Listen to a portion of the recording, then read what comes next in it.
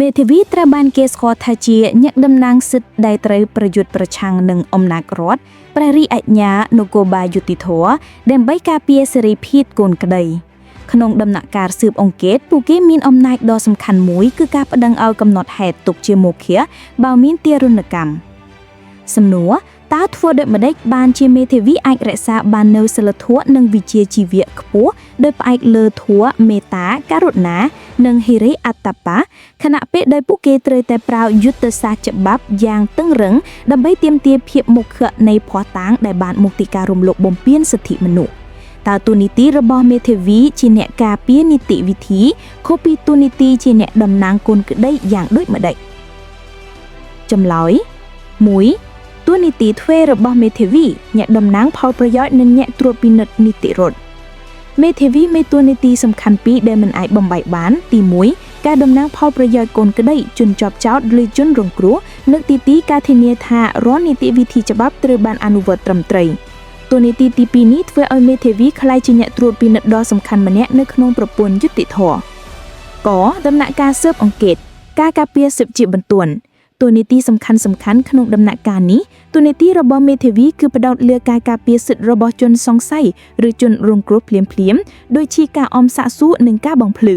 គោលការណ៍ច្បាប់ស្តីពីលក្ខន្តិកៈមេធាវីនិងក្រុមនីតិវិធីប្រមូលតានធានានៅសិទ្ធិទទួលបានមេធាវីតាំងពីដើមនៃនីតិវិធីធម៌អប់រំមេត្តាករុណាធម៌មេត្តាចង់ឲ្យកូនក្តីមានសេចក្តីសុខនិងករុណាការអាណិតអាក់សរចំពោះទុក្ខលំបាករបស់កូនក្តីជំរុញឲ្យមេធាវីត្រូវតែធ្វើសកម្មភាពភ្លាមនិងដាច់ខាតដើម្បីការពារកូនក្តីពីការរំលោភបំពានផ្លូវកាយឬផ្លូវចិត្តការប្តឹងកំណត់ហេតុទុកជាមុខបើមានទារុណកម្មគឺជាការអនុវត្តជាក់ស្ដែងនៃករុណាធម៌ដោយបដិសេធមិនទទួលស្គាល់ភស្តុតាងដែលបានមកពីអំពើអមនុស្សធម៌2ដំណាក់កាលស៊ើបសួរការត្រួតពិនិត្យនីតិវិធីនិងការអនុវត្តហិរិអត្តបៈតួនាទីសំខាន់ក្នុងដំណាក់កាលនេះមេធាវីដើរតួជាអ្នកឃ្លាំមើលចំណាត់ការរបស់ចៅក្រមស៊ើបសួរពួកគេធានាថាការអនុវត្តអំណាចបង្ខំរបស់ចៅក្រមស៊ើបសួរដូចជាការឃុំធានត្រូវតាមនីតិវិធីគោលការណ៍ច្បាប់ក្រមនីតិវិធីប្រមូលទ័នធានាសិទ្ធិរបស់មេធាវីក្នុងការចូលរួមនិងដឹងឮរាល់ដីកាសម្រេចរបស់ចៅក្រមស៊ើបសួរ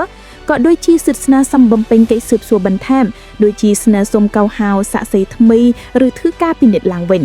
ធម៌អប់រំហិរិអត្តបៈធម៌ហិរិការអៀនខ្មាស់ខ្លួនឯងនឹងការប្រព្រឹត្តខុសនិងអត្តបៈការខ្លាចក្រែងចំពោះផលវិបាកនៃការប្រព្រឹត្តខុសជួយឲ្យមេធាវីក្លាយជាអ្នកការពារនីតិរដ្ឋពួកគេមានភាពក្លាហានខាងការតវ៉ាប្រឆាំងនឹងការរំលោភបំពាននីតិវិធីណាមួយដោយខ្លាចក្រែងថាការធ្វើប្រហែសរបស់ខ្លួននឹងធ្វើឲ្យសិទ្ធិកូនក្តីត្រូវបាត់បង់ដោយអយុត្តិធម៌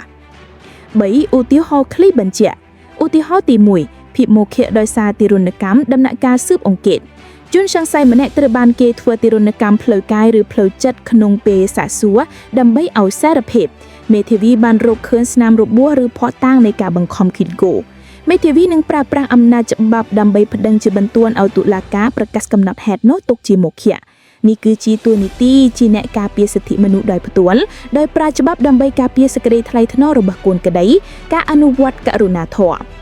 ឧទាហរណ៍ទី2ការការពារនីតិវិធី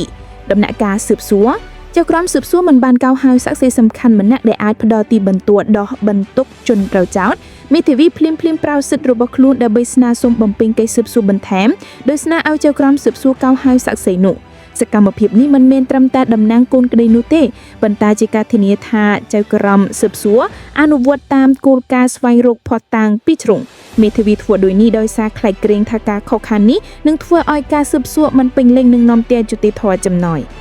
សរុបមកតួនាទីរបស់មេធាវីមានសារៈសំខាន់ស្មើនឹងតួនាទីរបស់អង្គការតុលាការដទៃទៀតពួកគេមិនត្រឹមតែជាអ្នកប្រកែកអំពីកំហុសឬភាពស្អាតបរិសុទ្ធរបស់កូនក្តីនោះទេប៉ុន្តែពួកគេក៏ជាយន្តការត្រួតពិនិត្យខាងវិជ្ជាជីវៈដែលធានាថារដ្ឋមិនប្រើអំណាចរបស់ខ្លួនហួសដែនកំណត់និងថាដំណើរទាំងព្រមទាំងនោះត្រូវបានអនុវត្តតាមនីតិរដ្ឋដែលផ្អែកលើការគោរពសិទ្ធិនិងសេចក្តីថ្លៃថ្នូររបស់មនុស្ស